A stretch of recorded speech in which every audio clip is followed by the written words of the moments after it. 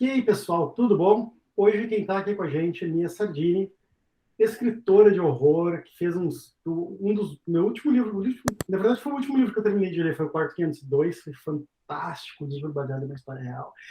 Tudo bom, Mia? Obrigado por ter aceitado o convite. Oi, tudo bom?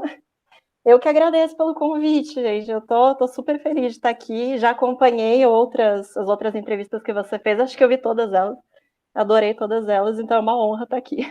Ah, que legal, eu fico bem feliz com esse resultado, porque na verdade a ideia é falar um pouco das pessoas por trás da obra, né?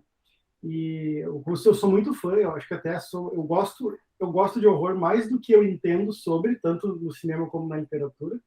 E é uma honra poder contar, muitas vezes, com umas aulas que a gente tem aqui, né? Sim, com certeza. Mas eu estava vendo, tu tens 3 livros publicados, é isso? Livros solos, né, que estão só no meu nome, são 3. Tem o Quarto 502, que foi o primeiro deles. Eu tenho uma coletânea também, chamada Caçadora de Vagalumes e Outros Contos Sombrios.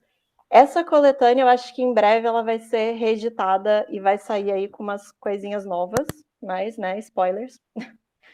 E tem As Vozes Sombrias de Irena, que foi o meu último livro. Mas se for contar com antologia, com as revistas também, que eu tenho a Lê dos Medos, né? Tem conto meu em todas as edições. Aí eu acho que deve dar uns 10 livros no total, uma coisa assim. Que legal. E desde quando que tu tem essa relação, assim, com a literatura e com o Com a gênero? literatura. Olha, a minha relação com a literatura e com o horror começaram em momentos diferentes, né? Então, eu acho que com a literatura, desde sempre, basicamente. Eu estava até lembrando, hoje eu saí para almoçar com meu pai, a gente estava lembrando umas coisas.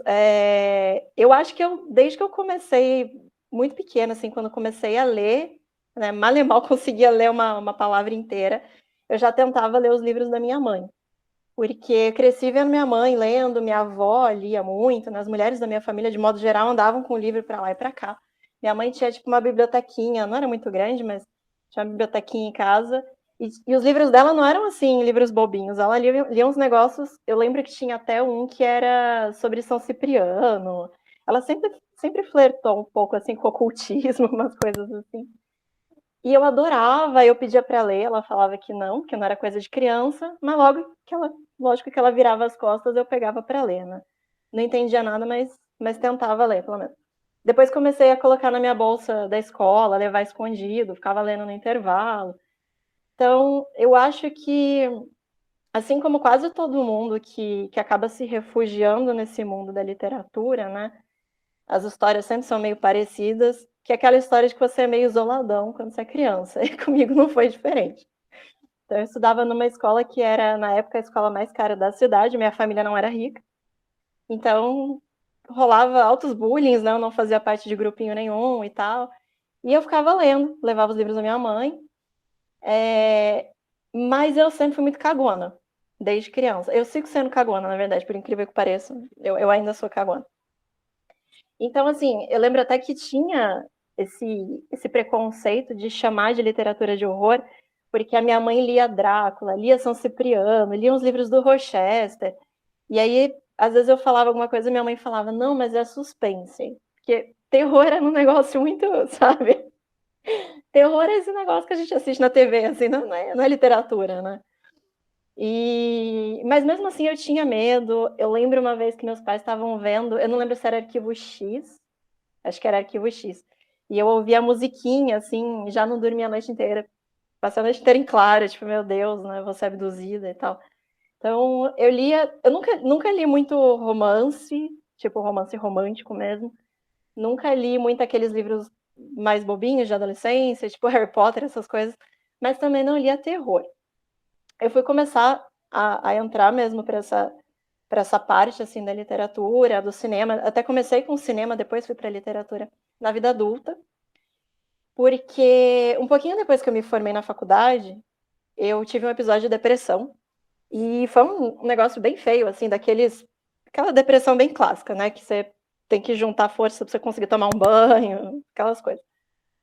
E eu lembro que uma coisa que me incomodava muito era que eu não sentia nada. Tipo, eu não me sentia triste. Eu não sentia nada, eu me sentia assim apática. Então parecia que tanto faz o que acontecesse, não fazia diferença, né?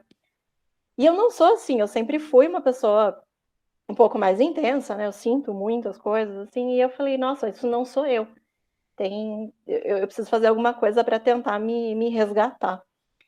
E tentei várias coisas, várias pessoas até me falavam, né? Ah, tenta coisas que você gosta. Eu fazia, não sentia nada, nada me dava vontade de fazer nada. E aí teve um dia que eu falei, mano, será que se eu tentar ver um negócio de terror funciona? Porque eu tenho tanto medo. Aí vai ver que eu sinto alguma coisa, né? Nem que seja medo. Mas de repente funciona. E aí falei, então eu vou tentar ver. Aí abri o Netflix, comecei a caçar um filme de terror, peguei um péssimo. Eu não lembro direito qual era, eu lembro que era um japonês, assim, mas era aquele meio trash, mas eu falei, vai ser esse aqui mesmo. Comecei a assistir, funcionou. Passei a noite em claro.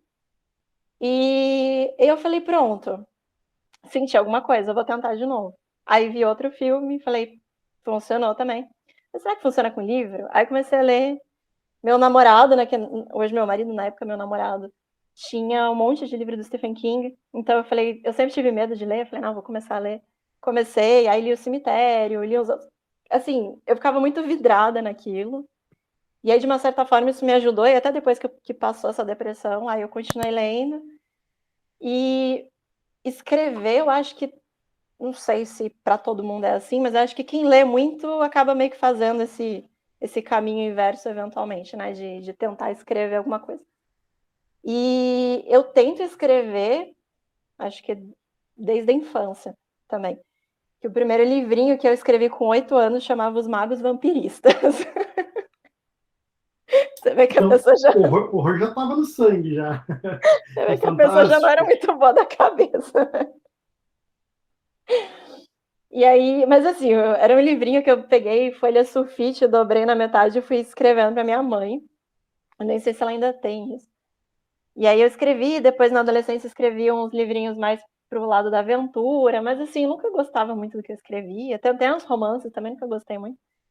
E aí, na vida adulta, que eu falei, né, então eu vou escrever um terror, já que agora eu tô nessa do cinema de horror, da literatura de horror, eu vou tentar escrever. E a primeira coisa que eu escrevi foi o 4502, que foi minha primeira tentativa nesse gênero, né? Na época, eu tinha acabado de casar, então eu tinha mudado para Botucatu e eu não estava trabalhando, estava procurando, estava para abrir escritório, tá? Mas nessa época eu ficava sozinha em casa quase que o dia todo. E eu tinha um blog literário com alguns amigos, né? Então a nossa ideia era que assim, todo mês alguém falava um tema e todo mundo tentava escrever algo dentro desse tema. E aí o tema do mês era sanatórios, e eu falei, bom, então eu vou tentar escrever algo. Era para ser um conto, né? Só que eu comecei a escrever e eu ia publicando isso quase que em tempo real. Eu escrevia, revisava assim mais ou menos e publicava no blog. E as pessoas começaram a ler, começaram a me dar feedback. Eu não estava esperando por isso, né? Quem lia era minha mãe só. E aí eu falei, nossa, porque quando você tem o feedback de um leitor, isso também te dá mais vontade de continuar escrevendo, né? Que você sabe que você não está falando sozinho ali. E aí fui me empolgando, né? Falei, então vou continuar. E a cada capítulo que eu publicava, tinha um feedback, foi aumentando a história, aumentando, aumentando. Até que ela acabou virando uma novela, né? Não chega a ser um romance, é uma novela. E aí, quando terminei e tal, aí esse blog até deixou de existir depois de um tempo. Aí uns amigos que me falaram, por que você não publica como livro? E assim que nasceu o 402, era para ser um conto. Foi crescendo. E aí depois acho que eu não consegui mais, não consigo, não quero mais sair da literatura de horror, porque eu me encontrei muito nela. Eu acho que é o espaço perfeito, assim, para você expressar coisas que às vezes não são tão bem vistas em outros gêneros, né? Você pode falar sobre o pior do ser humano ali, vamos dizer assim. E eu acho que a gente tem que encarar esse pior, porque ele faz parte da gente, né, inevitavelmente. Então, para mim, assim, acho que foi o gênero que eu me encontrei mais e não pretendo sair mais. Nossa, que história legal. Eu achei bem bacana, assim, como o terror meio que te resgatou, né? E aí depois Sim, virou parte, né, da tua vida. E aí tu não... mas eu fiquei curioso com isso. Tu ainda sente medo? sim. Menos, mas sinto. Mas tem alguma... alguma parte do horror específico assim que te assusta mais? Ou sobrenatural? Olha, eu tinha muito medo de sobrenatural. Eu acho até que talvez por isso. é, Eu acho que se você for acompanhando as minhas obras, talvez dê para ter uma ideia assim do qual é o meu medo da vez. Porque geralmente, quando eu começo a escrever uma história, né, principalmente se for um romance ou uma narrativa um pouco maior, eu tenho muito dessa coisa assim, de eu parar para pensar o que me dá medo. E aí eu tento explorar realmente o meu medo na história. Então eu acho que quando eu escrevi o 4502, o meu medo era mais do sobrenatural. Então tem muito essa coisa do ela abre a porta do, ela fecha a porta do armário, o armário abre de novo, né? Que realmente isso era o que eu tinha medo. Inclusive tem uma história engraçada de quando eu estava escrevendo o 4502, que uma amiga minha foi em casa e a gente foi escrever, era para ser uma noite assim para as duas ficarem escrevendo. Não tinha ninguém além da gente, né? E a gente sentado assim, de repente, eu morava num sobrado, de repente a gente ouviu um barulho no andar de baixo, como se fosse um copo quebrando. E aí eu falei, putz, acho que algum dos meus cachorros deve ter subido, porque às vezes eles subiam mesmo na mesa, assim, na bancada da cozinha, e devem ter derrubado um copo. Aí a gente desceu olhando, não tinha nada, né? Falei, eita, Jesus! Aí já deu aquele frio na barriga, falei, meu Deus. Não achamos, a gente revirou a casa inteira, não tinha nada, mas assim, o barulho foi muito alto. E aí, acho que dias depois que eu tava fazendo faxina, eu empurrei uma cama e eu vi que tinha caído um porta-retrato que tinha, assim, e tinha espatifado. Era bem mais perto do que a cozinha, mas, assim, eu passei a noite inteira de ai meu Deus, tem alguma coisa na minha casa. Mas eu acho que isso eu já explorei tanto que eu acabei meio que perdendo medo. Não é que eu não tenha. Eu não quero, se tiver alguém aqui por perto, não quero ver, não quero ouvir, tá? Tenho medo ainda. Mas acho que um pouco menos. Só que até no quarto 502 ali, não vou conseguir fugir dos spoilers, mas no final, né? Que nem o que me pegou mais assim, não era nem o medo do sobrenatural em si, mas Uhum. aquele medo, nossa, se eu tô morto, não sei. Eu acho também que o quarto 502 fica meio complicado falar dele sem dar spoiler, né? Mas eu acho que talvez eu tenha um pouquinho disso em quase tudo que eu escrevo, que apesar de ter o sobrenatural, o pior monstro, né, vamos dizer assim, não é o sobrenatural, né? Geralmente é ou é o próprio ser humano, ou é alguma coisa desse tipo. Porque eu acho que no final das contas é o que me dá, é o que me dá mais medo. E é um medo que você não tem o que fazer, porque o sobrenatural, sei lá, você vai estudar ocultismo, você vai, sabe, tentar trabalhar sua mediunidade, ou de repente você fica mais cético e não acredita tanto, né? Agora, quando você lida com o ser humano, você não tem muito o que fazer e realmente você fica impotente, você fica vulnerável, né? Então, no quarto 502 tem um pouquinho disso, daquela relação dela com o médico, né? E acho que nas Vozes Sombrias de Irena isso fica ainda mais evidente, que o sobrenatural ele é o de menos, vamos dizer assim. E eu acho que no final das contas isso acaba sendo o que me deixa com mais medo, porque se eu for parar para pensar, filme de sobrenatural ou livro de sobrenatural, assim, eu consumi tanto que eu fiquei um pouco insensível. Mas eu ainda não gosto muito daqueles. Sabe aqueles filmes tipo Jogos Mortais, essas coisas assim, que basicamente trabalha com uma pessoa, né, tipo uma figura de um psicopata, alguma coisa desse tipo. Isso eu ainda não consigo. Vamos dizer que isso eu ainda tenho bastante medo. Você teve alguma experiência de vida assim que te marcou com relação a isso? Assim, alguma coisa que te presenciou, não sei. Uh, Algumas.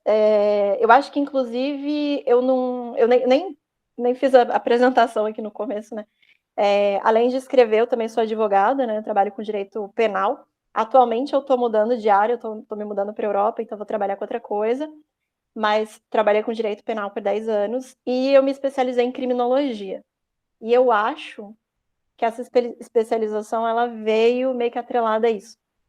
Porque eu tive algumas experiências, né, ao longo da minha vida, principalmente no trabalho, assim. Então, eu já fiz, por exemplo, quando eu estava fazendo assistência judiciária gratuita, a gente não pode escolher quem que a gente vai defender.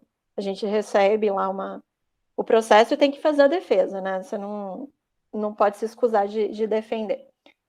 Então eu já tive que fazer defesa de cara que correu atrás da esposa com machado, umas coisas assim, sabe? Então vamos dizer que essa realidade estava muito mais próxima de mim do que talvez esteja da maior parte das pessoas. Mas além disso, eu tive também uma experiência com uma pessoa aí que ficou me perseguindo durante alguns meses, né? Então eu tive um stalker. E eu acho que isso só não virou uma coisa maior porque eu consegui ter um pouquinho de sangue frio ali para entrar em contato com algumas pessoas e meio que cercar a situação.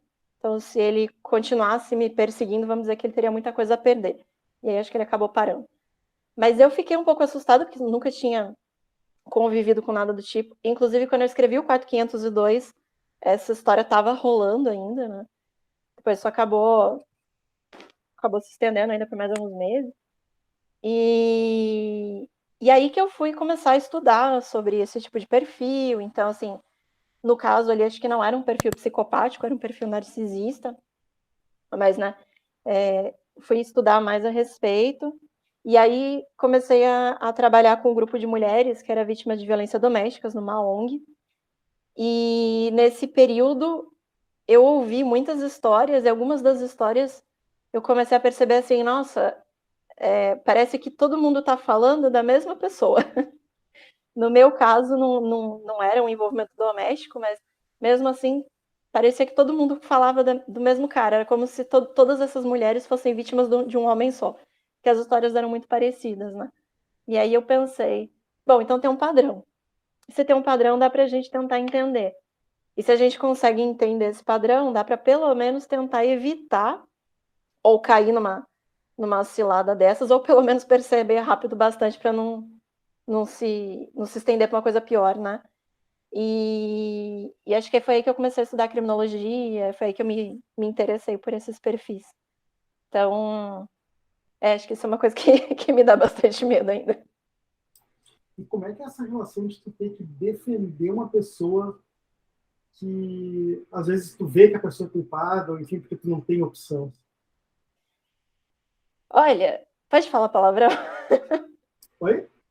Pode falar um palavrão. Pode falar. É uma merda, a verdade é essa. Porque eu, né, na minha família, a gente tem até As Vozes Sombrias de Irene, inclusive, foi um livro que eu escrevi inspirado em histórias de mulheres da minha família. Então, claro que ele é uma analogia ficcional e tal, né? Tá bem longe da realidade.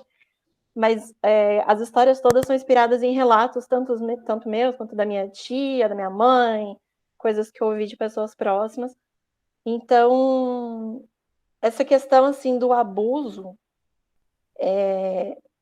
tanto sexual quanto moral, ele está muito presente na minha vida desde pequeno. E aí, quando você vê uma história dessa, por exemplo, na Maria da Penha, querendo ou não, sempre vai ter esse aspecto do abuso, né? Porque vem de um relacionamento abusivo, justamente. E aí você tem que ficar do lado, vamos dizer assim, errado. Não era o lado que eu queria estar. Mas você não tem opção? Não é fácil. É que a diferença é que no direito penal a gente faz o que a gente chama de defesa técnica. Então, nem sempre eu precisava ter contato com o réu, nem sempre eu precisava falar diretamente com ele. O que eu tentava fazer era assim, vestir uma máscara, né? Tipo, bom, agora eu estou advogando. E tentava fazer a defesa mais técnica possível. Eu olhava o processo sem vamos dizer, sem tentar, sem colocar muita emoção, né? Tipo, procurando assim, vamos ver se os passos da investigação foram certinhos, o inquérito tá tudo ok, o promotor fez alguma coisa errada, onde que eu posso pegar aqui? Basicamente era isso. Mas não fazia assim aquela defesa porque é difícil, é um assunto complicado. Você conseguia, assim, essa tua experiência profissional, ela influenciou muito na tua escrita? Porque eu, por exemplo, eu ficaria muito cagado de trabalhar nessa área simplesmente com medo de uma represália, sei lá, a pessoa não... sei lá, foi condenada e decide vir atrás do advogado, não sei. Olha, eu achava que não. Eu lembro até que há pouco tempo atrás, tipo, coisa de uns 3 anos atrás, eu dei uma entrevista que me perguntaram por que eu não escrevia policial. E aí eu falei, não, justamente porque eu escrevo para fugir um pouco da realidade. Eu vou ficar escrevendo um negócio que eu trabalho todo dia, Deus me livre.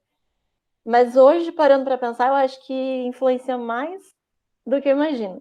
Ou do que imaginava, né? Começando a entender. Porque, assim, sobre o medo de represália, sim, é uma área complicada, é uma área difícil. Principalmente quando a gente lida com traficante, essas coisas, é sempre uma área que a gente tem que tomar bastante cuidado. Como eu falei, eu sou cagona, mas é engraçado que para algumas coisas, assim, parece que... Eu acho que eu sou meio contraditória, na verdade. Eu sou muito cagona para umas coisas e, de repente, para outras, eu sou muito não cagona, sabe? Não sei, eu não sei muito, mas, assim, para esse tipo de coisa, eu tinha a impressão, né? Eu nunca sofri nenhum tipo de ameaça, não de cliente, pelo menos. Por incrível que pareça, nos meus 10 anos como criminalista, nunca tive problema de sofrer ameaça com nenhum cliente. As ameaças que eu já sofri foram, tipo, de caras aleatórios, assim, sabe? Não tinha nada a ver com esses bandidos, né? Vamos dizer assim. Mas já tive que falar grosso várias vezes, já tive que dizer, tipo, olha, não mente pra mim, eu sei que você tá mentindo, né? E às vezes tem que até dar uma bronca. E isso não me assustava, aliás, pelo contrário. Eu tinha a impressão até de que eu era muito respeitada. Eu sempre me senti muito respeitada. Mesmo quando eu ia em presídio, minha relação com policiais, com delegados, com promotores, mesmo sendo mulher, eu tenho menos de 1,60 m, então imagina que além de mulher, eu ainda comecei a advogar com 22 anos, né, cara de criança, e ainda uma semi-anã.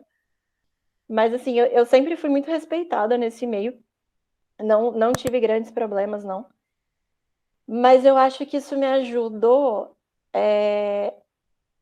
a ver vários pontos de vida, assim, várias histórias de vida muito, muito difíceis mesmo, né? Que vamos dizer que era um verdadeiro horror, de verdade, um sobrenatural, um horror mesmo. E eu conseguia ver essas histórias por vários pontos de vista, né? Então, além dos meus próprios dramas, que todos nós vivemos, eu ainda tinha essas histórias. E às vezes eram histórias realmente muito, muito pesadas, né? Eu fiz um júri em 2018, acho que foi 2018. Eu fiz um júri que a situação ali era um tribunal do crime. Então, era uma pessoa que foi contra algumas organizações criminosas, aí acabou sofrendo uma represália, e aí eles têm um tribunal próprio, né, que chama o Tribunal do Crime, e aí essa pessoa acabou sendo morta. Então, o júri era sobre esse caso. E mesmo não tendo contato com as organizações diretamente, mas a gente foi estudar como é que funcionava, como que é a estrutura. E aí eu conversei com algumas pessoas assim que eram próximas, né, de pessoas dentro da organização criminosa. Então, como é que funciona isso? E aí você começa a ver histórias de vida que você fala, cara, isso sim é terror, sabe? Isso é um terror de verdade. Das pessoas terem uma expectativa de vida de 18 anos.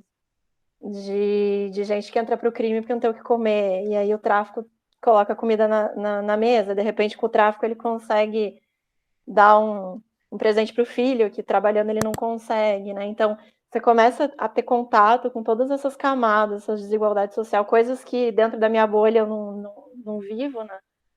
E violências num grau muito, muito diferente, né, do que a gente está acostumado. Então, hoje, parando para pensar, eu acho que sim. Acho que tudo isso, de uma certa forma, está ali, né? Inevitavelmente vai saindo no meio das obras, de um jeito ou de outro, mas acaba saindo de algum jeito. Nossa, que história bacana. Eu me seguro assim para não perguntar muito, não focar a conversa só nisso, assim, mas eu fico muito curioso, assim, porque essa questão de daqui a pouco ter não uma sociedade paralela, né, mas como se fosse, né, me falta uma expressão melhor para dizer, mas daí daqui a pouco até dentro de uma comunidade, não no sentido de comunidade favela, assim, mas dentro de uma estrutura social ali, pode-se ter até uma percepção que o Tribunal do Crime fez uma justiça, de acordo com uma justiça que, às vezes, no Brasil é demorada, ou não sei, né? Às vezes a gente vê aquelas notícias do tipo, o cara era estuprador, o Tribunal do Crime foi lá matar um cara, e não sei o que, não que esteja defendendo a pena de morte, mas, assim, a questão de conseguir, de olhar para uma situação e ter uma atuação, assim, e essa percepção, ela existe na comunidade, assim, também? Eu acho que para algumas comunidades as organizações criminosas elas são a lei, né? Vamos dizer que o Estado não chega até elas. Então, por exemplo, onde você tem muito tráfico, onde você tem, vamos dizer assim, a casa do tráfico, né, as bocas, geralmente esses lugares não têm tantos crimes. Se você tem cidades que são rota de tráfico, essas cidades costumam ser muito seguras. Justamente porque o tráfico não quer trazer os olhos da polícia para um lugar onde acontece o negócio deles. Então, se outros crimes acontecem, por exemplo, um roubo, esse roubo tem que ser autorizado. Se esse roubo não é autorizado, esse pessoal sofre uma represália. Então, eu não vou dizer que são mocinhos, porque isso também gera uma série de violência, isso também gera uma série de dor, né? Muita gente acaba sendo vítima do tráfico também, né? Muita gente perde a vida para o tráfico, os próprios traficantes, mas outras pessoas, a gente sabe que tem meus cachorros espirrando aqui. Não sei qual deles deu uma crise de espirro em alguém aqui. A gente sabe também que, né, a própria polícia tem os que se envolvem com o tráfico, tem os que combatem o tráfico, acabam perdendo a vida também, delegados, enfim.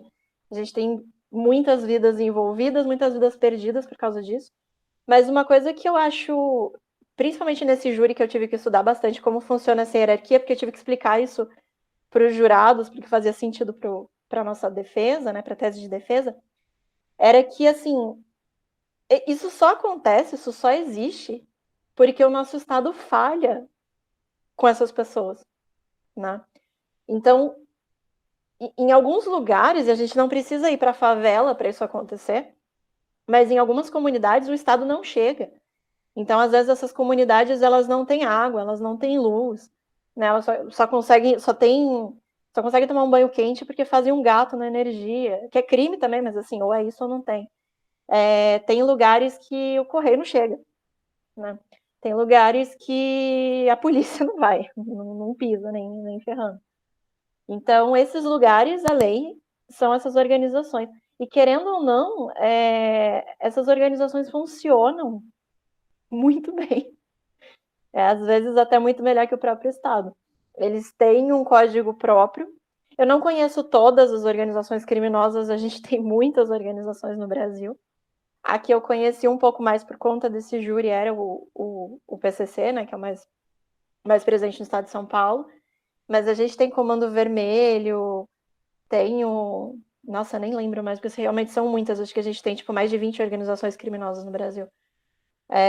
No estado de São Paulo acaba sendo mais o PCC e o Comando Vermelho. Mas eles têm, assim, um código próprio, código mesmo, de você baixar na internet e ler quais são os artigos, do que você pode fazer, o que é lei e o que não é. Eles têm códigos de conduta. Então, tem várias coisas, por exemplo, essas questões, acho que quase todo mundo já ouviu falar, né, que assim, não se mexe com a mãe do bandido, porque mãe de bandido né, Deus no céu e a mãe na terra, porque a maioria deles já vem de pais que também estão envolvidos com o crime, esses pais morrem muito cedo ou são presos, então eles não têm, né, esse contato com o pai. Quem cria os filhos acaba sendo a mãe, então essa mãe tem um papel muito importante no afeto mesmo, né, o único afeto que eles têm é da mãe. E muitas vezes esse tráfico, ele possibilita que essas pessoas façam carreira não dentro do tráfico.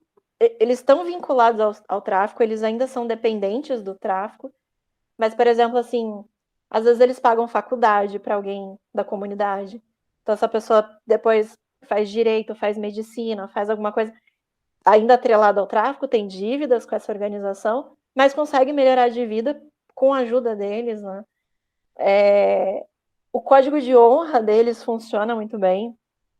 Então, geralmente, eles não mexem com advogado, a não ser que você faça alguma cagada. não mexem com a família, né? Tipo, a família deles vamos dizer assim, uma coisa que ninguém mexe porque para eles é uma questão de honra, né?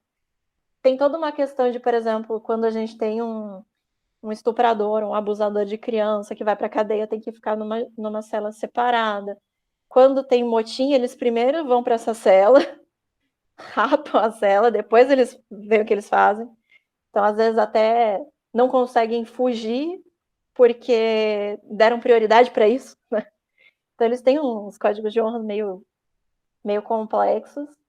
Mas, assim, funciona dentro de um lugar onde o Estado não funciona, né? E aí você vê que, bom, se isso existe a um nível tão grande, e é um nível internacional mesmo, né? Porque, no caso, o próprio PCC está fora do Brasil até, tem alguma coisa muito errada no nosso Estado, né?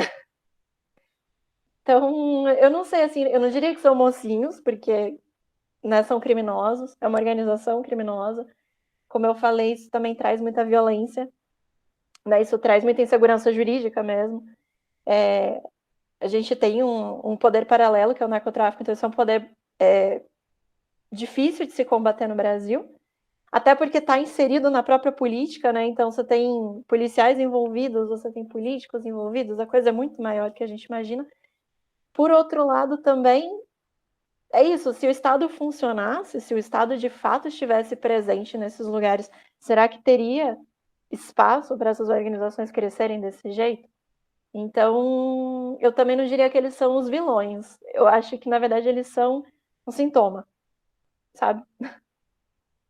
É muito legal, porque eu acho que todo esse assunto é uma coisa muito real da nossa sociedade, que ela pode muito bem ser adaptada para o horror, assim. Sim. Porque a gente olha assim, e para quem está olhando de fora e não conhece muito, não está no meio, é estranho, como disse, é complexo, porque ao mesmo tempo, cara, não são mocinhos, mas daqui a pouco parece que eles às vezes têm mais valor, essa questão da honra, eles valorizam mais isso do que quem de fato era para ser um mocinho, às vezes é corruptível né? Então assim tem uma, isso até pode acabar sendo um pouco populista, até, né? A gente vê vídeos no YouTube a população protegendo, né, as pessoas e tal. Tu consegue ver uma ligação assim desse lado da sociedade meio cinza, o horror? Como é que a gente consegue transpor isso? Para mim está muito, é um mix de sentimentos assim. Eu acho que o horror, quando a gente explora o horror, é aquilo que eu falei, a gente está explorando o pior do ser humano, né? Então, a literatura de horror, ela não fala só sobre o medo. Causar medo ou explorar o medo é uma das coisas que a gente consegue explorar. Mas a gente também vai explorar a angústia, a ansiedade, as inseguranças, vícios. Vamos dizer assim, todas as coisas ruins que você consegue sentir, você consegue explorar no horror. Então é muito comum, né, dentro da literatura de horror, a gente ter personagens diferentes, por exemplo, de uma história de super-heróis, em que os papéis são muito bem definidos. No horror é tudo meio cinza, né? Parece que tudo tá misturado. Então a pessoa que era a mocinha, de repente já não é mais tão mocinha assim. É aquela pessoa que você, num primeiro momento, tem uma empatia, fala, nossa, que incrível, de repente essa pessoa começa a mostrar outro lado dela mais perverso, e todo mundo tem um lado perverso. E todos nós temos manias estranhas, né? E eu acho isso muito incrível. Uma literatura que eu adoro, por exemplo, da Paula Febe, que eu acho que ela traz muito isso. Às vezes eu tô lendo uma coisa ali e eu vejo um negócio e eu falo, nossa, me dá uma reação até física, assim, de falar, nossa, que bizarro, que coisa horrível. E eu paro para pensar do tipo, nossa, mas todo mundo tem uma coisa assim, né? Aquela mania, aquela coisa, aquele pensamento que passa na sua cabeça, assim, que você tem até vergonha de falar. Ou aquelas coisas que você só faz quando você tá sozinho, que nem sua mãe imagina, né? Ou mesmo quando você tá com raiva e as coisas que você pensa em fazer, logo em seguida você fala, meu Deus, nossa, sou eu mesmo. Então, assim, nós não somos preto no branco, né? Nenhum de nós é. E eu adoro isso na literatura de horror porque ela traz esse cinza. E eu acho que esse mundo do crime tá dentro desse cinza, né? Não só o mundo do crime, todos nós, né? Mas acho que quando você trabalha com esse mundo, você tá ali dentro, porque, por exemplo, uma coisa muito comum que eu tinha muito contato era com a família. E como geralmente o réu está preso, eu ia bastante para o presídio, né, para falar com o réu, mas era muito comum meu contato com a família. Muitas vezes a família era a mãe. Mãe de réu é um ser que sofre. Puta que pariu, como sofre. Então eu lembro até que eu e a minha ex-sócia, né, agora eu não tenho mais escritório, mas quando eu ainda tinha, a gente comprou um frigobar, a gente colocava cerveja e a gente fechava a porta do escritório e dava cerveja pra mãe do réu. Do tipo, eu não sei o que falar pra essa mulher, porque ela não fez nada de errado, né? Vamos dizer que dentro das possibilidades dela, ela tentou dar o melhor que ela pôde. Só que aí, por razões diversas, esse filho acabou se embrenhando pro meio do crime, agora tá preso, e aí vai se embolando tudo ali, às vezes ameaçado de morte dentro da cadeia. Então, uma coisa assim que é aquela coisa assim do tipo, é muito fácil você falar quando você tá longe, né, dessa situação.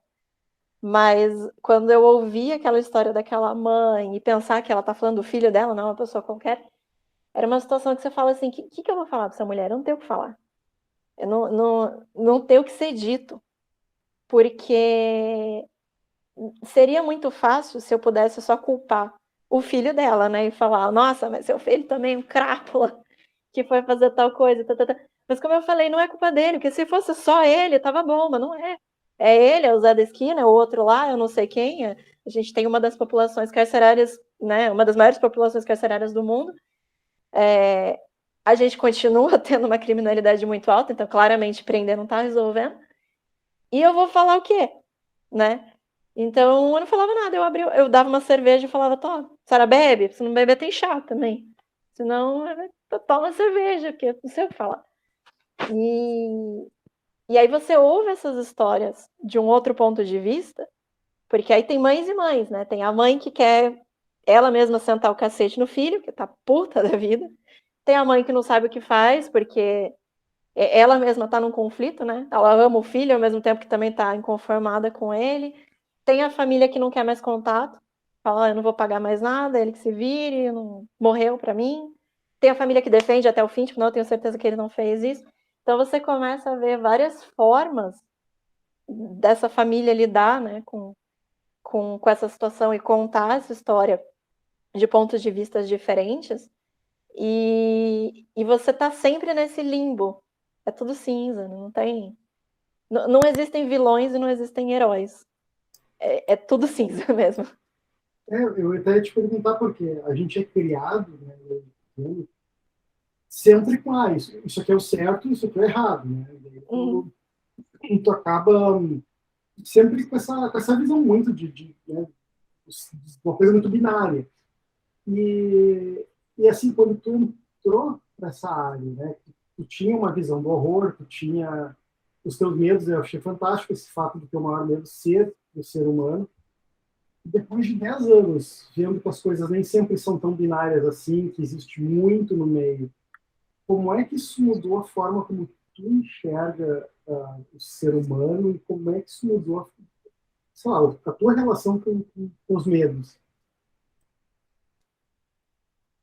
Eu acho que.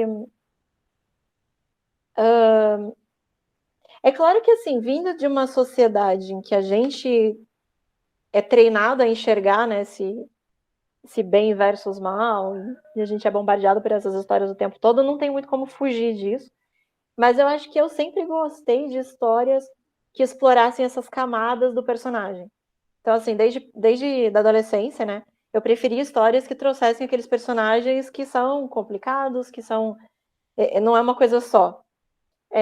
Mas eu acho que tanto a literatura de horror quanto o próprio direito penal, acho que talvez até por isso eu gosto de direito penal, né? Porque ele não é uma coisa muito exata, não é aquela coisa tipo, a lei é essa, assim que funciona e ponto final. Não, você está sempre procurando o que além disso existe, né? Ou no tribunal do júri mesmo, que você, apesar de eu achar que o tribunal do júri é um circo, nem sempre o que sai dali é justiça, mas você vai trazer ali. As primeiras vezes que eu assisti, eu fiquei meio horrorizada, porque as pessoas não falavam só do crime, elas iam desenterrar ali todo o passado da pessoa, coisa que não tinha nada a ver com a história. Às vezes até da vítima, né? Isso é muito comum. A vítima já morreu, não tá nem ali para se defender e vai promotor, vai advogado, vai não sei mais quem, desenterrar o passado da vítima e revitimizar essa vítima, principalmente feminicídio, a gente vê muito isso, né? Ah, a mulher foi assassinada e tal, aí vão revitimizar essa mulher, falar que, ah, não, mas ela causou de alguma forma, porque ela era uma piranha, porque ela era... Então isso era um negócio que eu falava, gente, que negócio louco.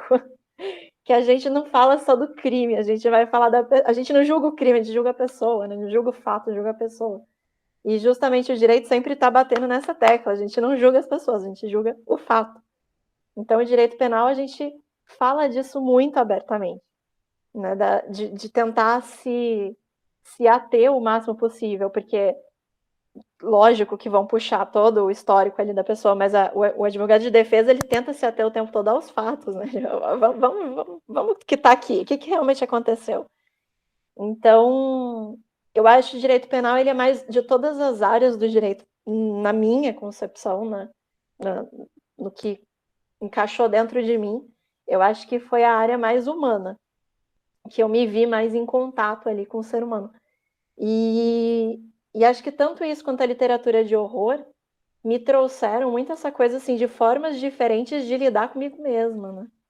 Então, por isso que eu falei que acho que a literatura de horror me ajudou a sair da depressão, porque é justamente isso. Eu vou escrever alguma coisa, eu penso assim, o que me dá medo? E aí eu começo a escrever sobre aquilo. E aí no meio do negócio eu penso, ok, agora esse é o momento que eu preciso entrar no clima de medo. Então, tem que fazer alguma coisa aqui para me colocar nesse ambiente, né? Para eu mergulhar nessa história e conseguir passar isso para o leitor. Então, o que eu vou fazer para me dar medo? E às vezes a história nem é sobre aquilo, mas eu começo a pensar, a reviver, tipo, puxar mesmo coisas que aconteceram lá atrás, que me deram medo, que me deixam angustiada. E vou tentando lembrar dessas coisas para me colocar naquela situação. Isso é uma coisa até que eu lembro que eu já ouvi da minha psicóloga uma vez, que ela falou: a maioria das pessoas tem medo de falar das coisas que machucam, né? E ela falou: você não, você parece que vem com 2 pés no peito e né, nem sempre eu dou conta, mas vou, né? Eu acho que isso tem muito a ver com a literatura de horror, porque a gente realmente está sempre explorando esse lado. Então é um jeito também de você, querendo ou não, enfrentar isso. Né? Eu vou vendo que coisas que me davam medo quando eu comecei a escrever hoje não dão mais. Um exemplo disso, por exemplo, coisa totalmente nada a ver, tá? Chega até a ser meio boba. Mas assim, eu morria de medo de extraterrestre. Medo, tipo, fobia mesmo. Até aqueles programas tipo alienígenas do passado me davam medo. Aquelas coisas que hoje eu assisto pra dar risada. Aquilo me dava, assim, pavor. E aí eu falei, vou escrever sobre isso. E comecei, não, escrever um livro sobre isso. Eu escrevi um conto sobre isso, depois falei, não, vou escrever uma narrativa maior. E comecei a pesquisar sobre, aí fui ver documentário, fui ver filme, fui ver não sei o quê, porque justamente eu queria sentir o medo para eu poder escrever.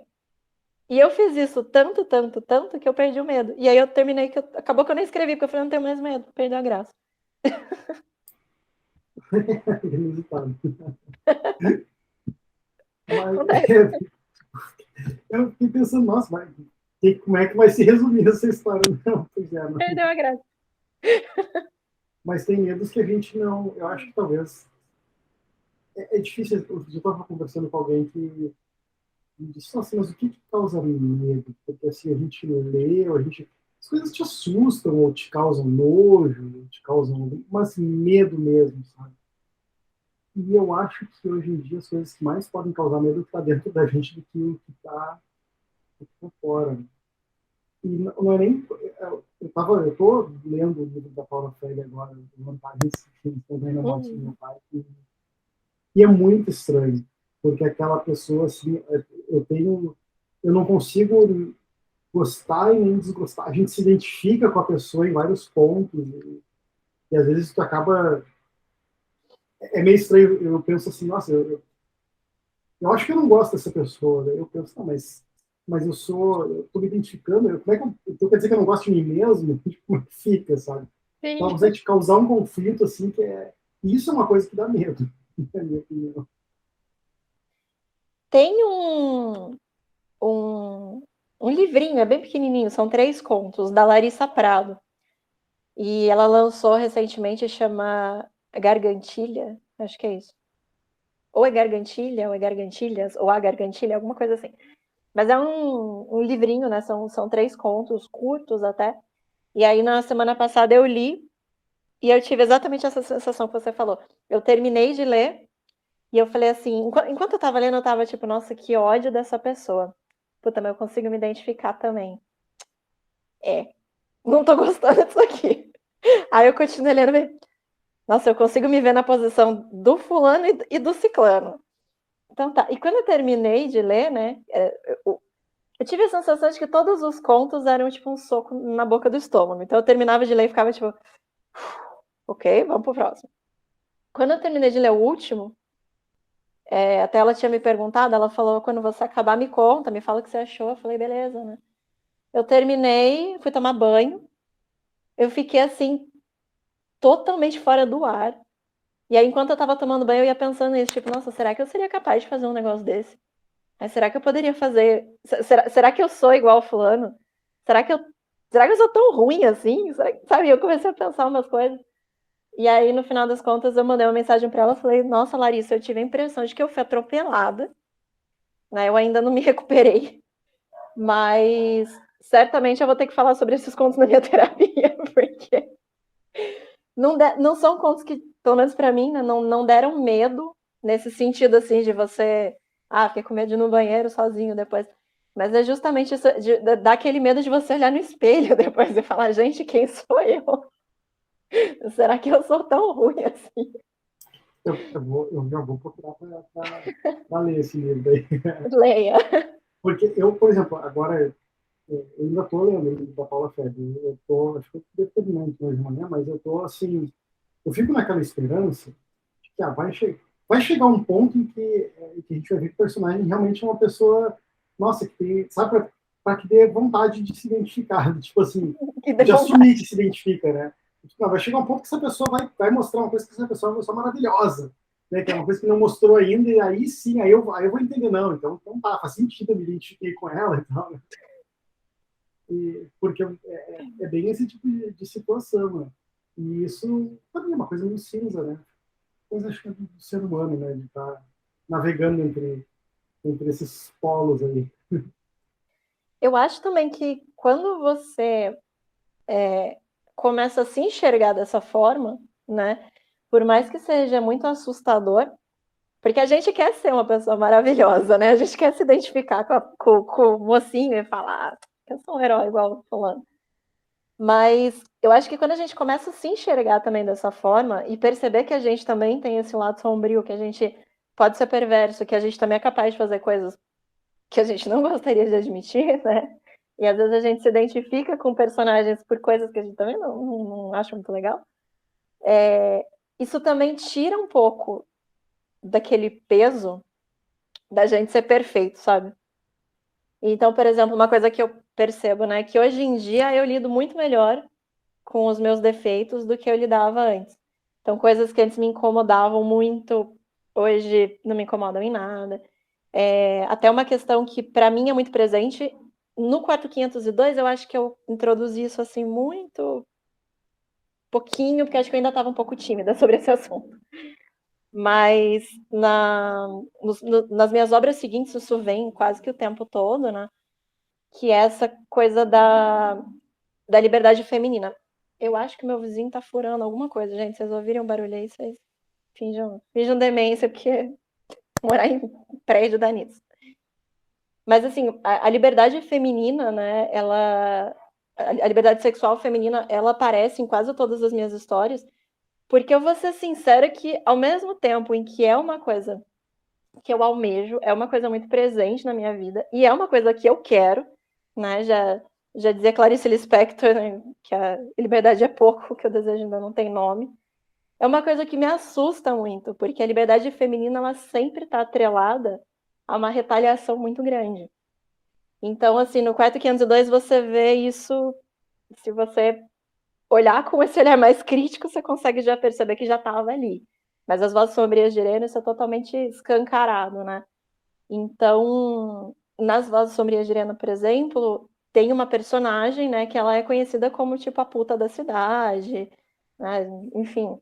E a gente sabe que esses nomes... Eu acho que eu não conheço uma mulher que nunca tenha ouvido esse tipo de coisa, que nunca tenha sido xingada desse tipo de coisa. Então, isso é um tipo de coisa que, assim, eu acho que eu escrevi tanto sobre isso, eu explorei tanto isso, que especificamente essas ofensas, hoje em dia, não me atingem mais. Né? Tipo, sei lá, puta, vagabunda, né? Qualquer coisa relacionada a essa liberdade sexual feminina, hoje em dia pra mim já é tranquilo, de tanto que eu explorei isso em histórias e etc, né? E nas terapias também, né? Mas enfim.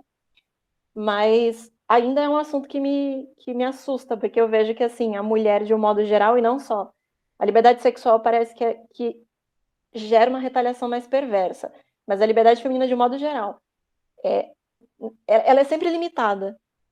Né? Sempre tem um momento em que você dá de cara com algum muro e para você passar dali tem consequências. E isso é uma coisa que me assusta ainda bastante, isso é uma coisa que me dá bastante medo. Então, acho que atualmente tem sido... Os meus maiores medos estão mais relacionados a isso. Sabe que eu já estava conversando com a Avelina Cavalcante, e eu até comentei isso em uma outra ocasião, mas essa parte do papo a gente não estava gravando, é uma coisa, porque eu estava comentando com ela que eu acho que o horror escrito por mulheres, eu acho muito melhor de consumir, assim, em alguns casos, porque, meu Deus, que vocês rasgaram no escrito.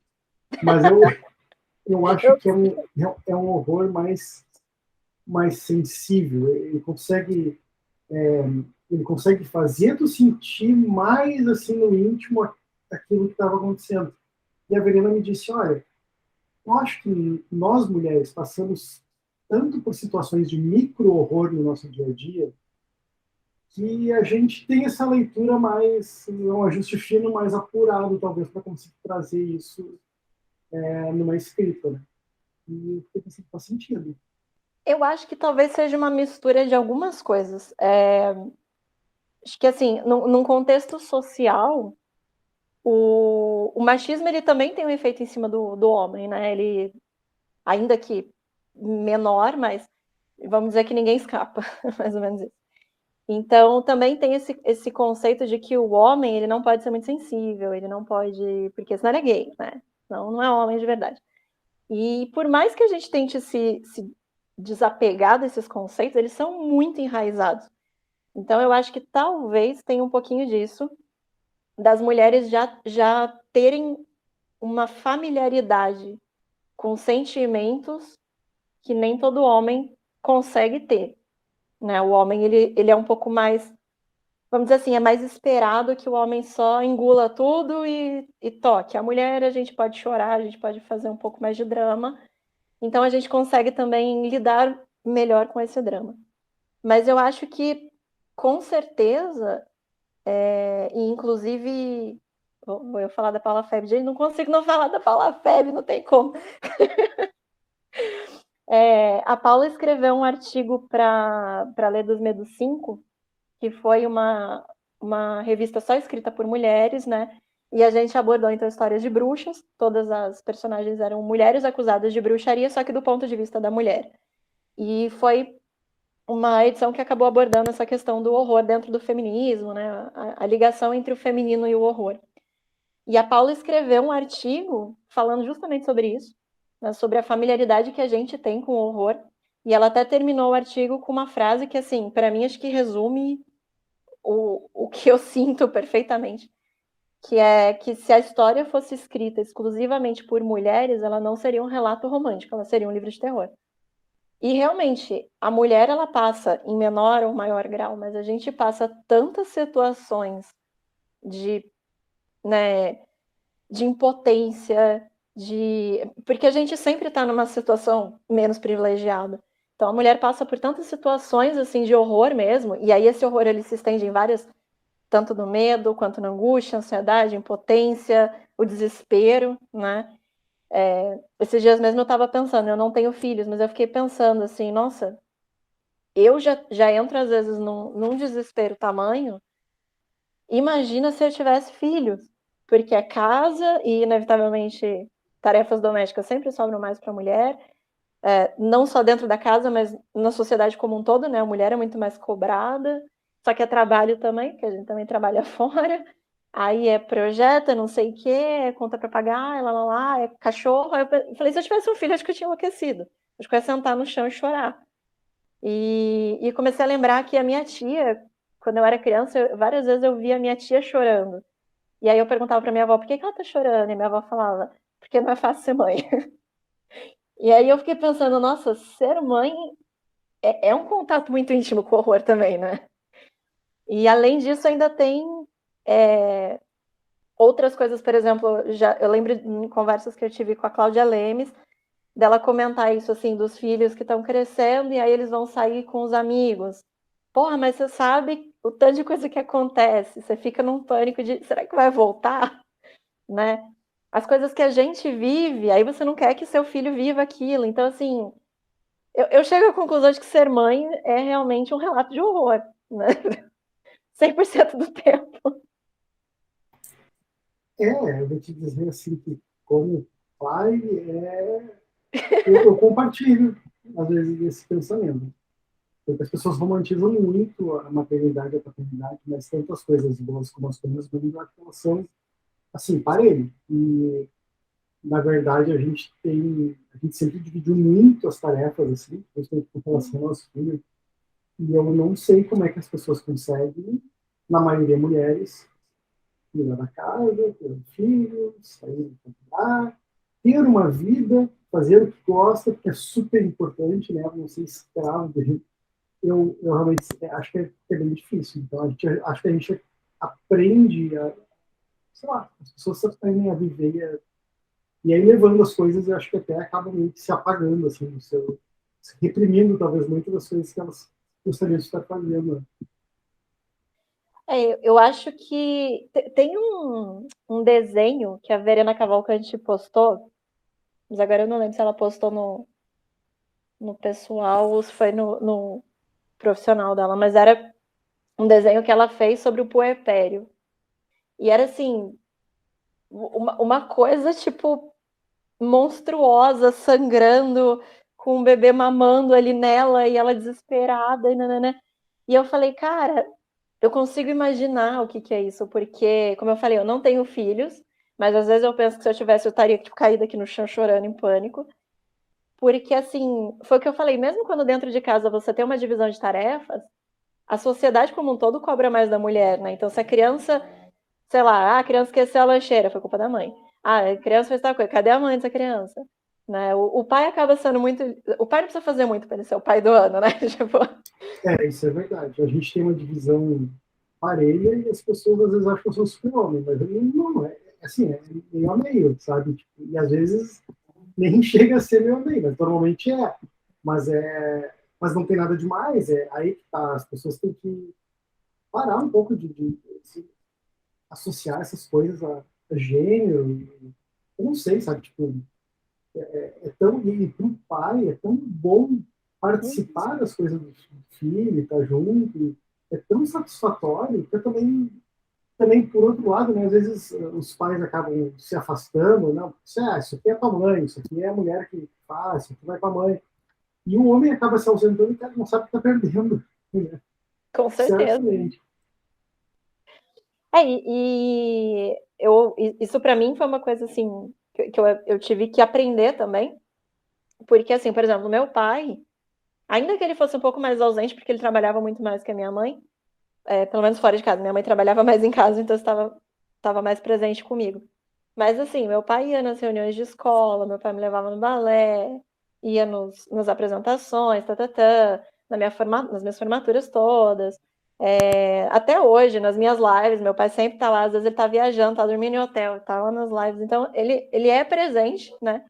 Às vezes não fisicamente, mas tá sempre ali. Mas é engraçado porque, assim, a minha mãe também sempre tá presente nas lives. E a minha mãe teve que abrir mão de muita coisa da carreira dela por mim, pela minha irmã. Mas o pai do ano, né? Ele é o pai do ano, minha mãe fez mais que a obrigação. Então tem um peso muito grande, né? Acho que a mulher ela já é sobrecarregada só pelos papéis que as pessoas acham que ela tem. Ainda se a gente vai tentar fazer coisa a mais, por exemplo, quero escrever, quero ser bem-sucedido na carreira, quero, né, sair com as amigas de vez em quando, ir num cinema, fazer alguma... É muita coisa. Realmente, assim, vamos dizer que isso, só para falar o básico, né? Não tô nem falando do medo de andar na rua, o porteiro te chavecando, não sei o quê, aquela coisa toda. Eu acho que realmente a gente conseguiria fazer uma crônica de terror por dia, sabe? Como vai ser o dia hoje? Eu vou escrever uma crônica de terror.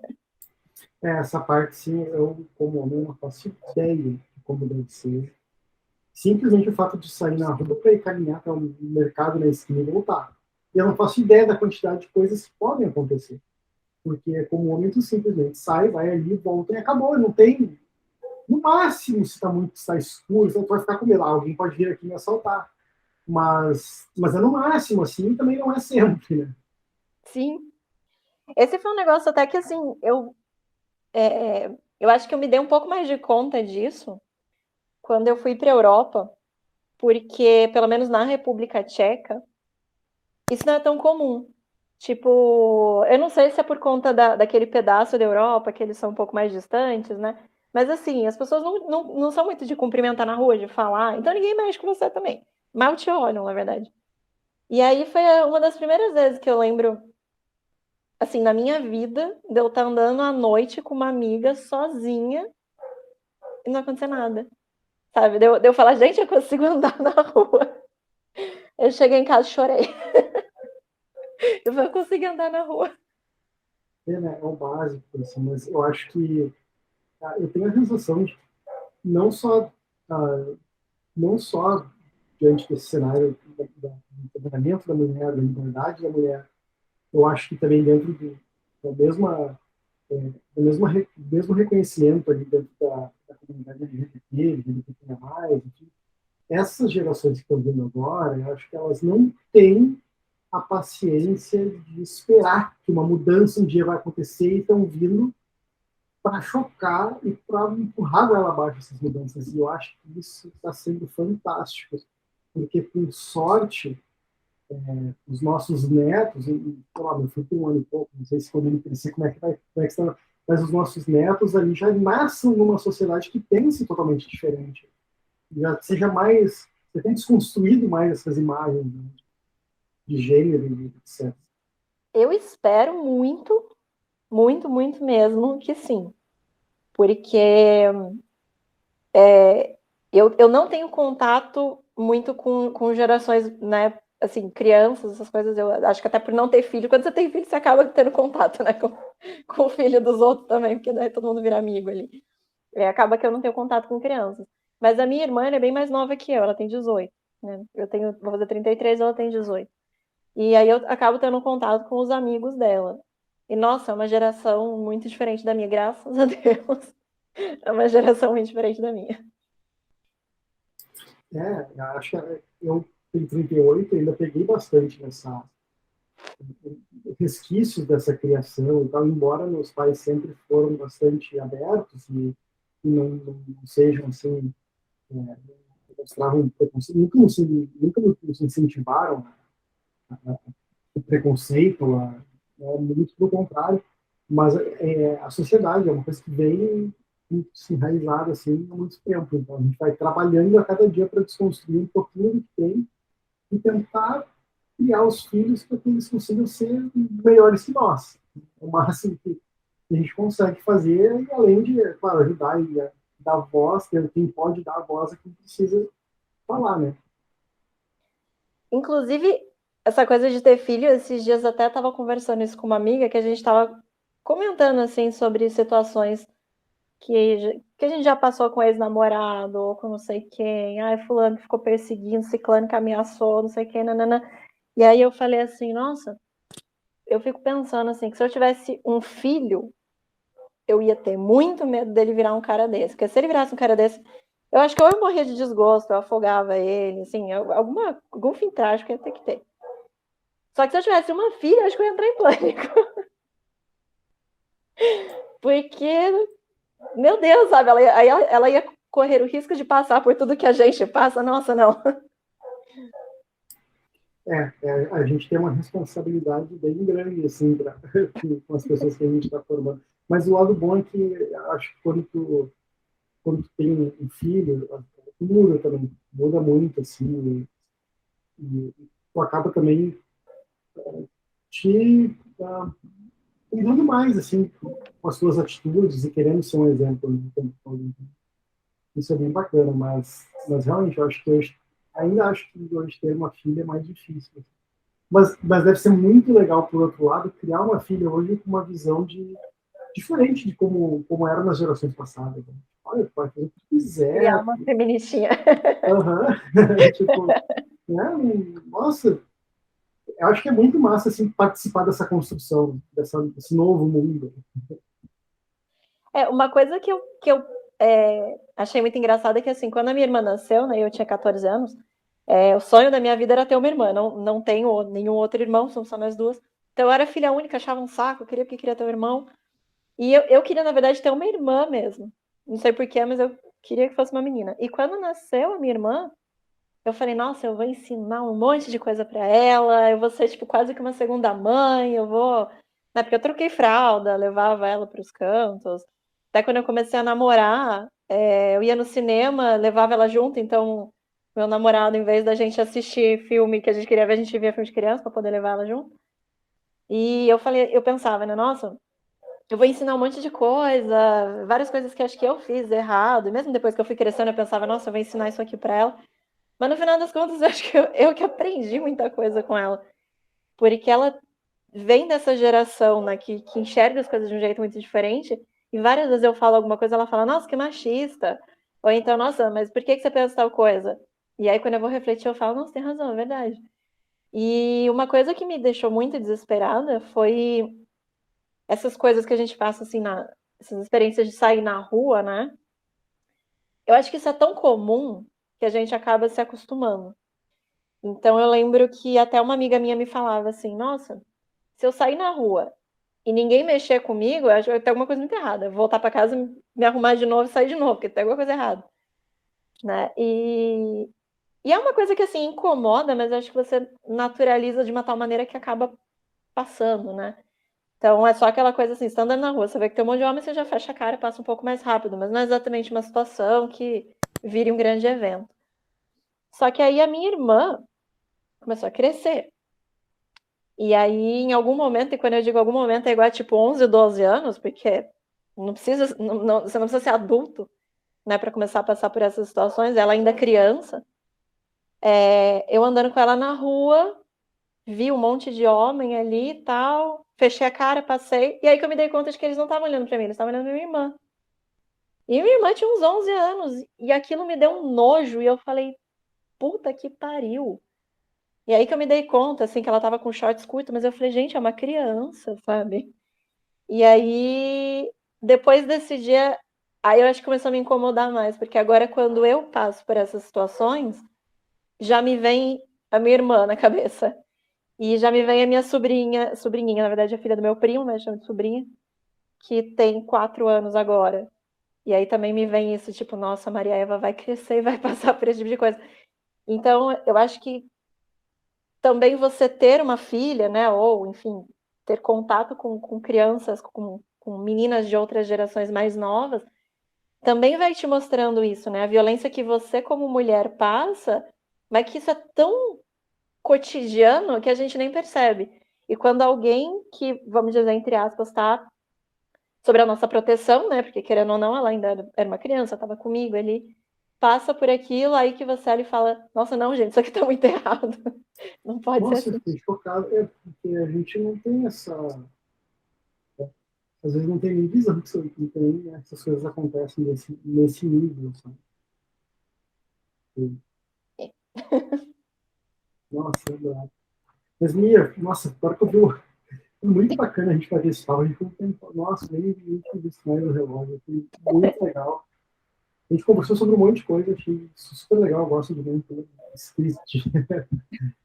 E queria te agradecer de novo pelo convite. Vou ler os outros livros.